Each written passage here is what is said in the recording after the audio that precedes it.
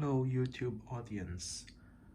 Today is March the 13th, 2021 and I would like to report this rhododendron gold comets I have.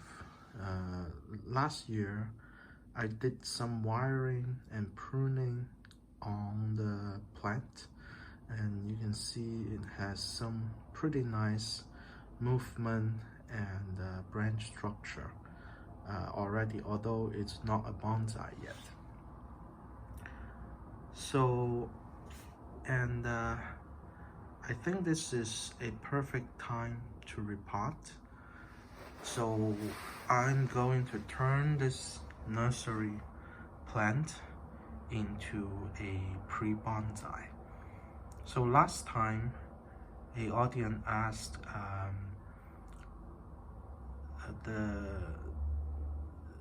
if a plant, after it got repotted, it become weakened, and what to do. I think about it, and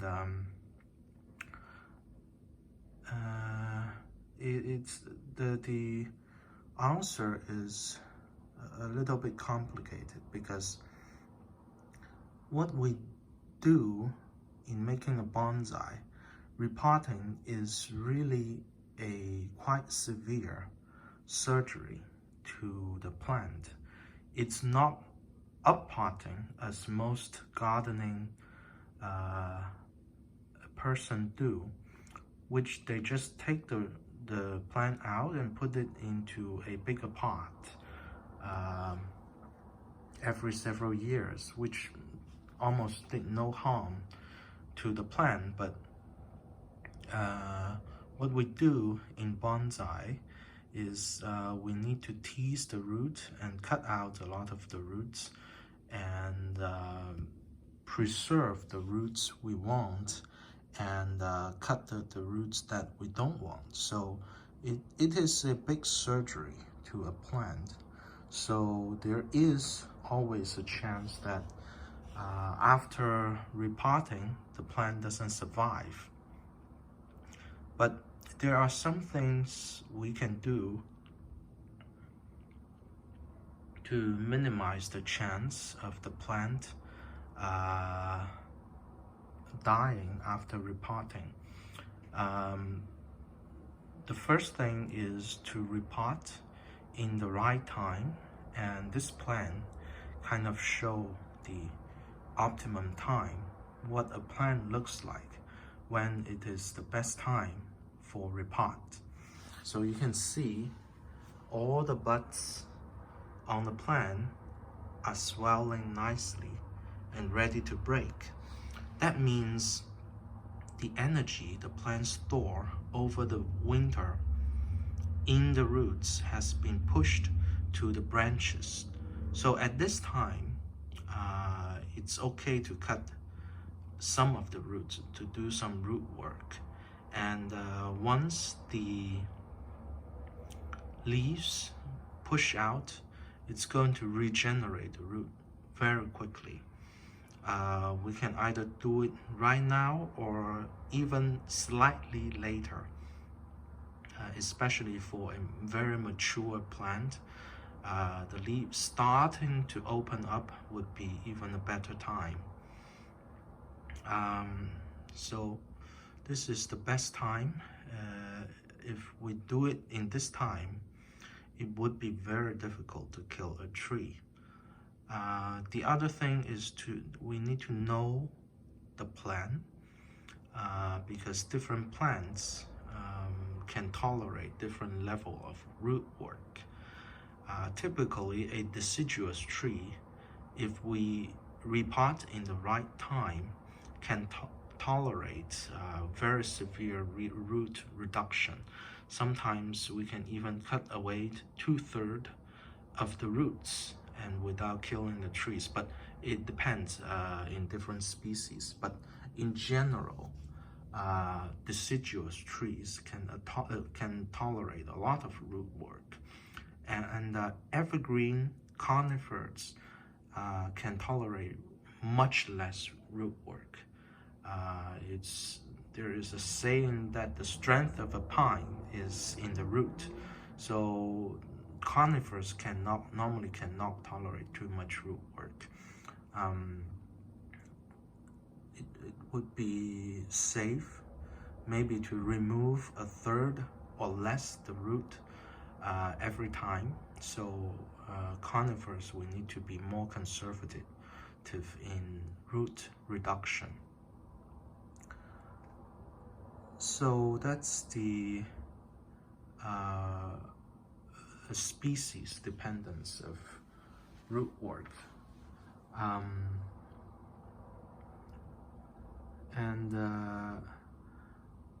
We probably also need to choose the right soil for the plant.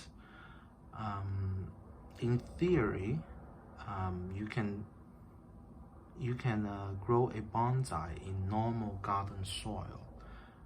It's going to survive if we control the watering very well. It's going to work, but it's not the most ideal substrate for growing bonsai. Normally, we would need something that retain water, yet also allow a lot of air penetration. That's the optimal for the roots to grow. Especially we are doing so much intense work on a plant, you need to have a lot of health. So the normal garden soil would work, but the plant doesn't like them the most. And the modern substrates are mostly inorganic. For example, it would be some mixture of akadama, pumice, lava rock, something like that. They doesn't look like soil at all. They look like little rocks. That would give a lot of aeration to the roots.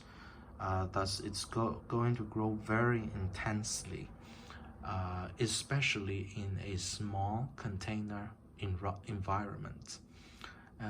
The pH of the soil is also species dependent. For example, this plant, most plants would grow well in neutral pH, which is about 7. But some plants like basic soil, some plants like acidic soil, they would grow in neutral soil, but they would like to be grown in whatever pH they preferred. For example, this rhododendron is acidic loving soil. So for acidic loving soil, we have this soil, which is called kanuma, and it is a typical acidic soil. And people normally grow, the most famous thing that's normally grown in kanuma is azalea. So azalea is also a type of rhododendron, rhododendron indicum. So I think growing the rhododendron in kanuma, which is a type of acidic soil, should be appropriate. And also, I'm going to add some sphagnum moss into it, because this soil is all just some type of clay, but looks like a little rock. So it's going to dry up pretty soon. I'd like to add some sphagnum moss into it, which is still allow a lot of air to go through the roots, but also maintain a lot of water. So ideally, you can grow it in pure inorganic soil, but in real life, sometimes you forgot to water for a little bit, and things like that. So if you grow it in a pure inorganic soil, you will need to be very careful not to forget watering. Or if you forgot watering it 1 or 2 days, it's going to die because it completely dry out. So uh, so to accommodate the real life imperfections, I normally add a little bit in organic soil into it to make sure it can maintain water for a little bit longer in case we forgot to water. So after we have a good soil mixture, it's also very important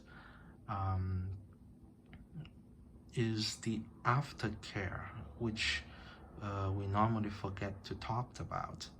After repotting, a plant is in a severely weakened state. And however cold tolerant the plant was, it's no longer that cold tolerant because the root is after a severe surgery. And so sometimes if the temperature drop below 0 degrees C or 32 degrees Fahrenheit, we may want to protect the plant a little bit. We also don't want to expose the plant to direct sunshine, strong and direct sunshine, and strong wind, which dehydrate the plant very quickly. Before the root get re-established, it has lower capability to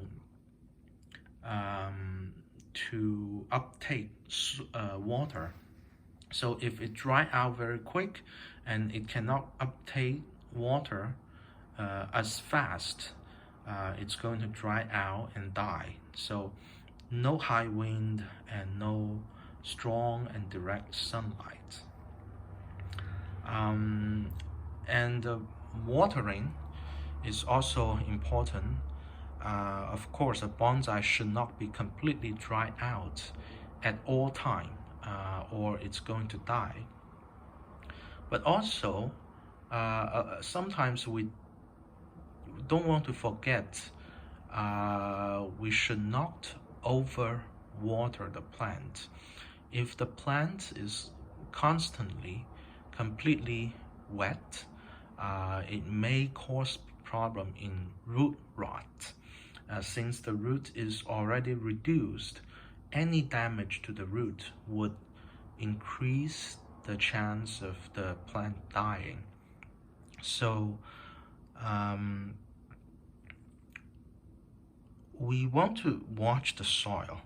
We don't want to watch the soil to completely dry out, but we also don't want to overwater the plant. And normally, if you use an inorganic soil mixture, the soil normally look darker when it's wet and light color when it's dry. So if you look carefully, when the surface layer of soil start to dry, we should just water the plant thoroughly.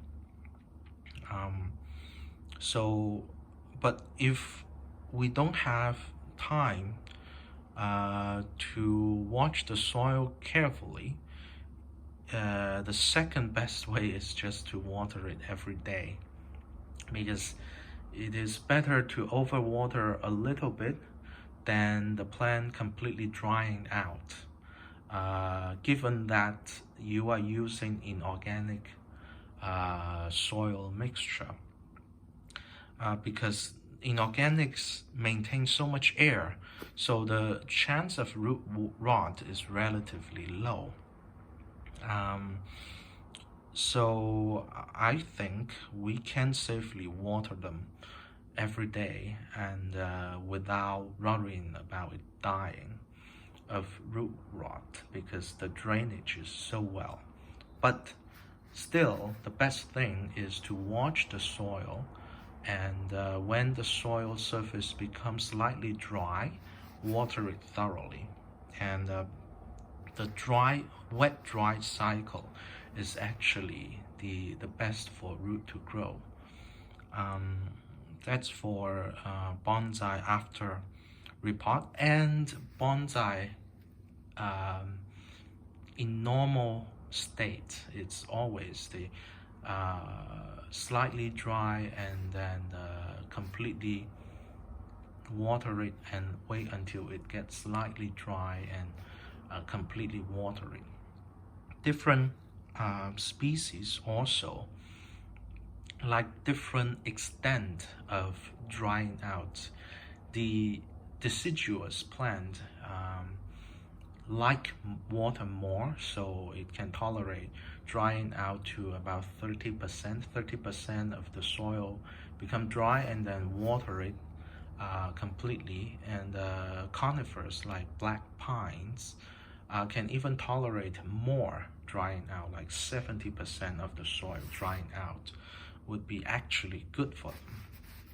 So, but it's difficult to tell how much the soil is drying out, so I would just water them when I see the surface of the soil start to dry out.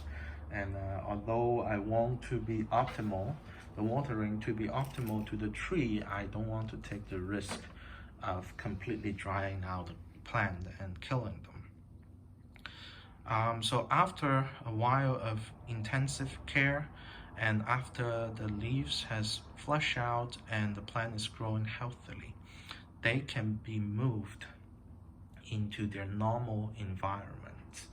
And if the plant originally liked full sun, they can be gradually introduced back into full sun. And if the plant like shaded area, they can be get into a bright shaded area. This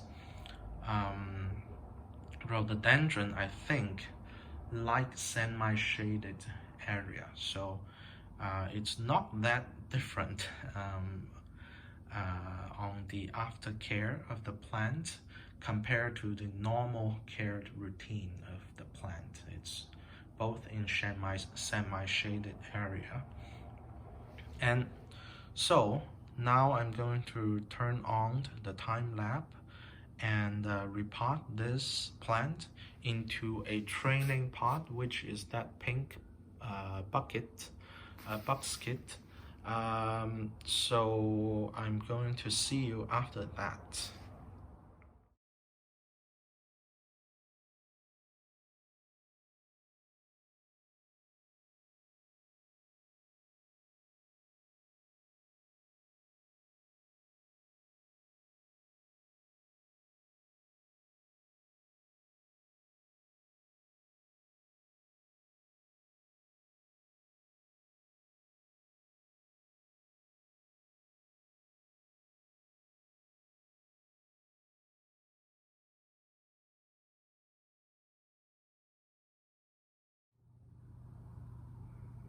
Okay, we just finished repotting this rhododendron gold comets.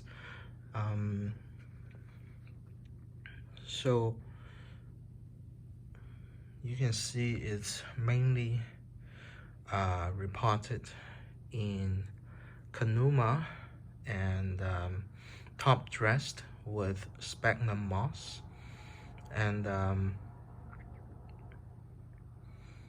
I've teased away most of the original soils, which is a mixture of lava rocks and fir bark. For a nursery plant, this is a very, very good mixture, and people has put a lot of care into it, and they know what they are doing. But for bonsai, it's a little bit too organic, too much bark in it, and it's very wet soil. It tends to stay very wet, and it's not exactly the best for bonsai. So I changed it to mainly Kanuma soil. And if we look at although I didn't cut any roots in the process of teasing, we are going to inevitably take off some roots. So if we take a look at these roots, these are the roots of the rhododendron, and they are very fine roots. They are finer than our hairs. So that's one of the reasons why Kanuma is very suitable for these plants, because Kanuma is a very light soil. If you have hold a Kanuma in your palm before, it has this feeling. It's very, very lightweight soil. So it's kind of a headache to water the Kanuma soil, because sometimes if your water stream flow too quick, the Kanuma soil is going to float. So normally we top dress it with something heavier so that it doesn't flow out. And when we water, we need to use very fine stream, very low pressure water to water Kanuma. But it is its strength because you have these fine roots growing in Kanuma, and because Kanuma is so light, it's almost like it's like flour powder, and because it's so light, these tiny roots are going to grow well in Kanuma. And so this is the repotting. After I take it out of the original pot, and I found that this branch is a little bit too high, so I wire it lower a little bit. But other than that, not much was done. So I think about when I was repotting the plant, I realized there's something I forgot to talk about on repotting. That is because repotting is such a dramatic operation for a plant, we would ideally want to wait until the plant need to be repotted. That means the roots has at least filled the original container and start to circle around the pot. Sometimes I see people repot, and when they take the plant out of the pot, half of the soil did not come out with the root ball. That means the roots hasn't filled the pot yet, and it still would take some time for the plant to grow before it needs repotting. So if the plant doesn't need it, we don't have to do it. And ideally, we would not do it before the plant needs repotting. And the other thing is, there are some arguments on whether you should wash the root ball, clean out all the original soil when you repot. And it's species dependent, and it's also age dependent. For species like pine, which in the soil there are a lot of mycelium, which is fungus, some beneficial fungus in symbiosis with the root system. Normally we don't wash the roots. Um, for deciduous plant, on the other hand, the root can be washed. The old soil can be completely removed. Um,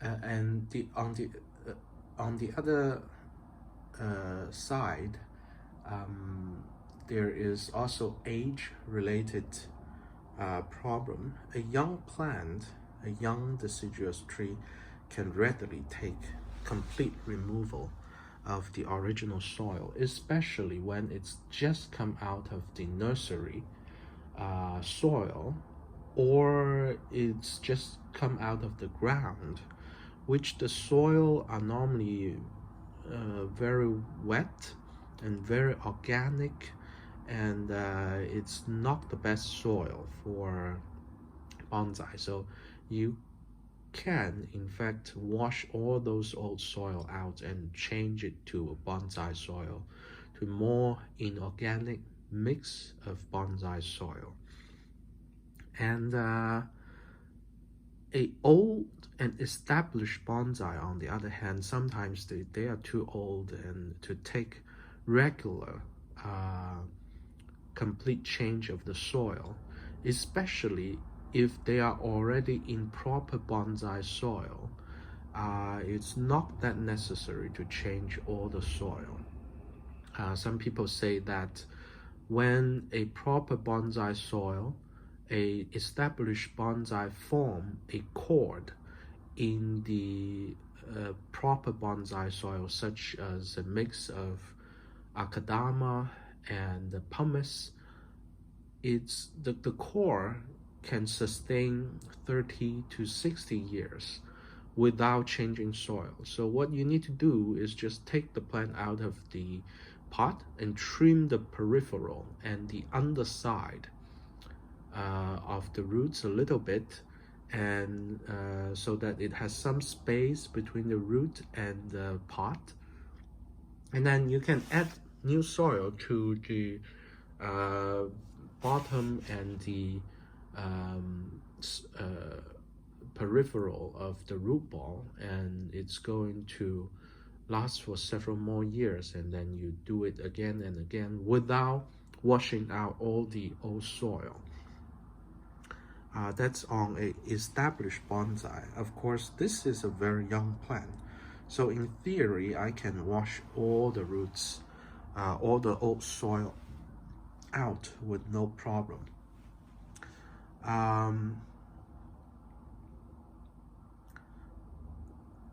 So that's I didn't do it this time because I already teased out most of the soil, and some organic in the old soil can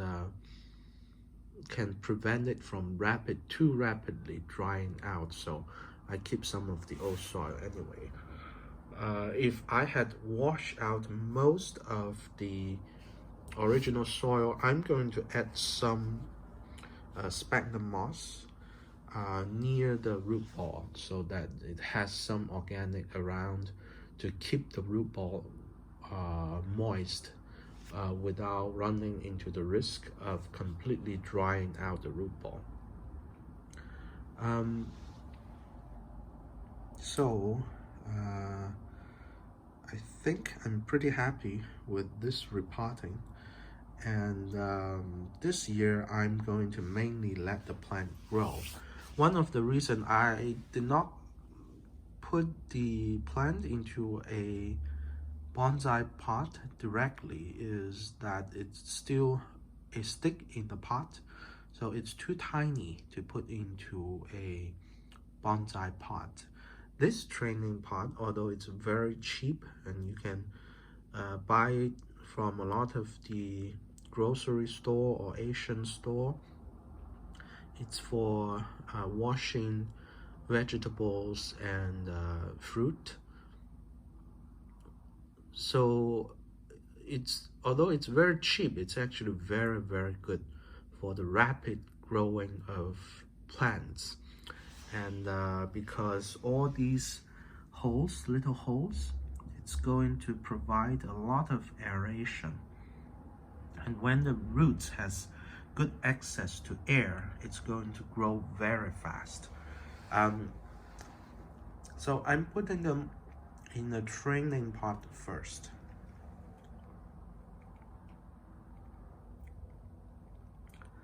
And hopefully it's going to grow very fast.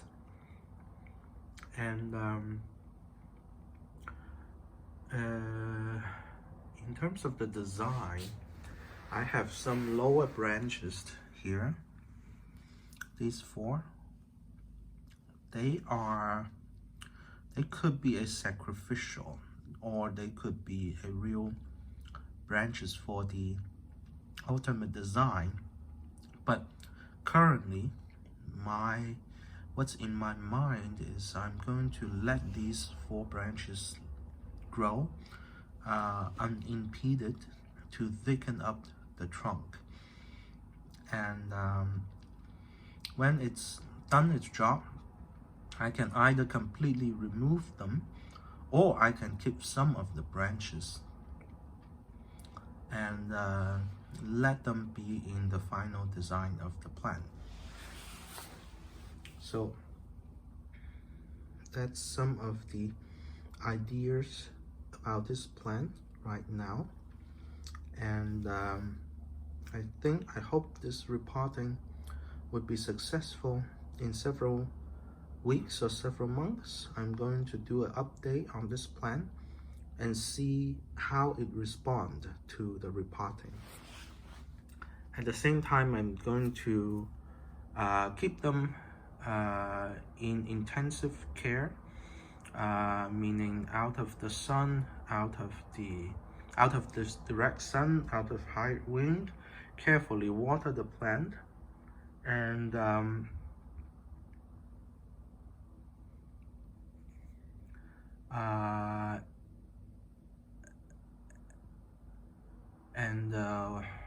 watch carefully, and don't let the plant dry out. So after several months, hopefully this plant will survive and re-establish the plant, re-establish the roots.